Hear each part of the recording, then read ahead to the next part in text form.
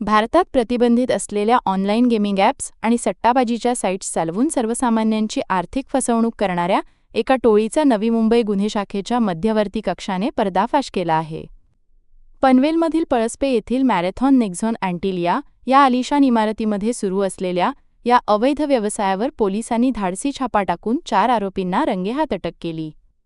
गौतमकुमार मनवानीभूषण मरावी, राजसिंग चौहान आणि अलोक प्रसादक मांझी हे 4 आरोपी मॅरेथॉन नेक्झॉन अँटिलिया इमारतीतील एका रूममधून हा काळा धंदा चालवत होते.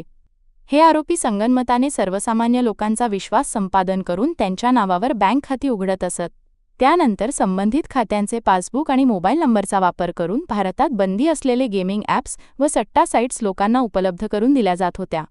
विविध क्रीडा प्रकारांवर ऑनलाईन जुगार खेळण्यासाठी लोकांना प्रवृत्त करून या माध्यमातून मोठ्या प्रमाणावर आर्थिक फसवणूक केली जात असल्याचे तपासात समोर आले आहे.